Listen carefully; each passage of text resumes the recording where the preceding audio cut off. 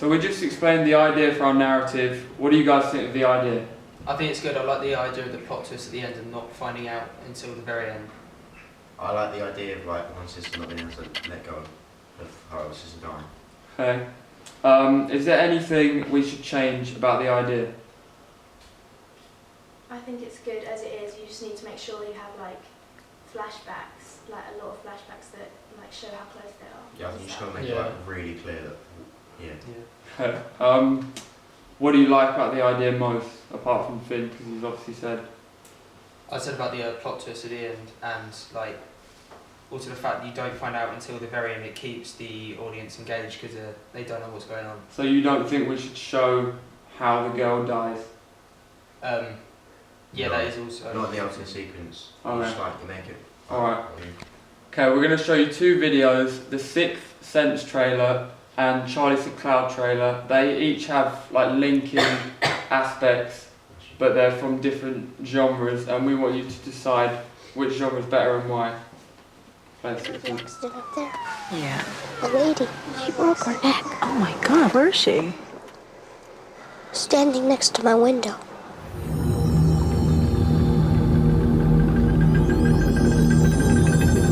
You have a secret, but you don't want to tell me. I see dead people walking around like regular people. I don't see anything. Are you sure they're there? They're everywhere. They want me to do things for them.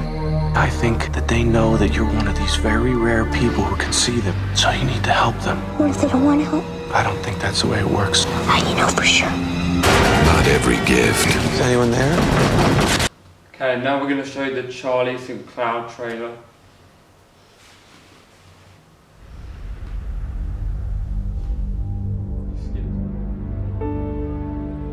If you want to drop the glove in now. I can't.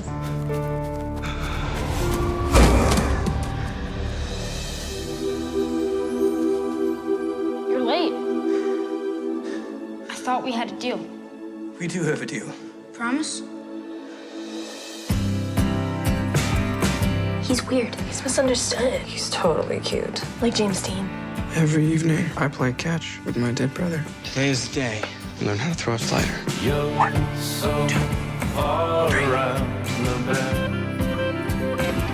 Hey! What are you doing? I was just looking at your boat. Sorry if I scared you. You don't scare me. It's drunk driver, wasn't it? Your brother. Is that why you gave up sailing, Stanford, everything? That girl's gonna sail around the world. You like her. Okay, so we're just showing you those two films that are quite similar but from different genres. Is it more effective to have our narrative as a horror or a drama? I'd say drama's better because with a thriller as well, it's quite hard to get right and make it serious because otherwise, unless it's shot in the correct way, it can quite easily turn into a comedy if not shot right. Yeah, I think like the Charlie St. Cloud one, because the other one's sort of a bit more mainstream and it's hard to pull off as well. Okay, so you prefer Charlie St. Cloud, all of you? Yeah. Yeah. Okay, why do you think this? As I said before about the thriller, it's harder to try and get right, is like because it can look like a comedy. Also from what Finn said as well about a lot of people do thrillers and horror work as well. Okay, alright. Is there any specific moments in each of the videos that you think we could include, or is there anything you don't like about the idea I like related it to the videos? when he runs off and falls over and then his brother appears. Like, that's quite good. I like it that like he made a promise to him, so there's like a motive Yeah, to keep seeing. yeah. Okay, we're going to show you separate videos with some credits to gain an idea of what sort of credits we should use within our narrative.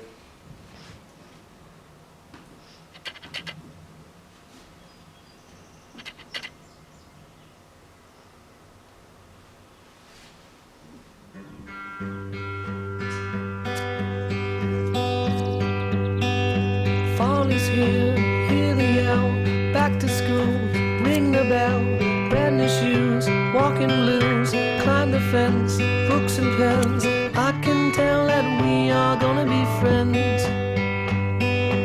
I can tell that we are Do you like the creative side that shows it sort of creates a childish and happy atmosphere? I think the creativity is good, but it wouldn't suit your. It wouldn't suit. Okay. That's okay. not too happy. Play the next video. I had the sickest thing.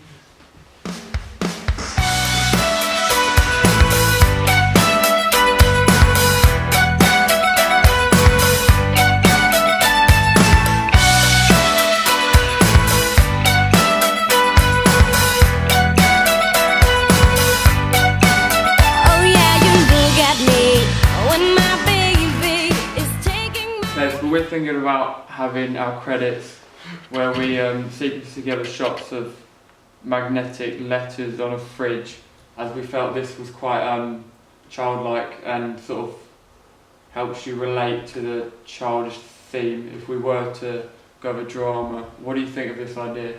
I like the fact that the magnets make create like a happy vibe, which then obviously later on will juxtapose with the fact that they find out the girl's dead. So gives it like a happy atmosphere for the audience. And I think you should do it quite a bit quicker because that was quite slow. Yeah, obviously we'd see this together much quicker than that. So you think we should go for creative, sort of like indie, childlike credits? Yeah. Okay. Play the next video.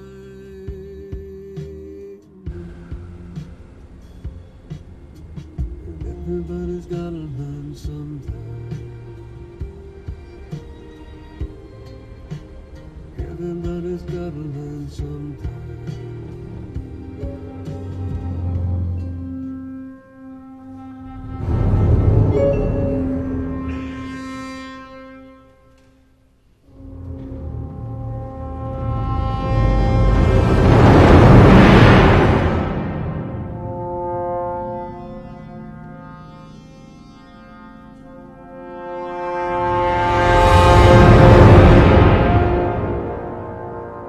Two videos. The first one shows you where the credits appeared after the narrative, so the opening scene had the narrative and then it went to the credits, whereas the second one was it opened with the credits.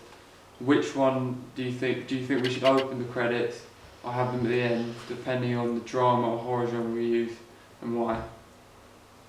I'd say if you're going to use the magnet idea, it's going to be harder to try and incorporate that whilst the narrative is going on. Because like trying to flip between the two may not work as well compared to if it was at the end showing that sort of idea. Because it'll be harder to try and.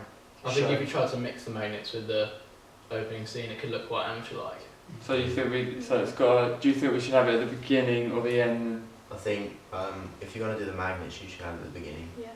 Okay, and if we did decide to do sort of more horror-like, where should we place our credits? Like, whilst it's happening, with the narrative, So mixing with the narrative. Okay. Okay, the next set of questions about the death of the sibling. The first question, do you think we should show or try to show how the sibling died?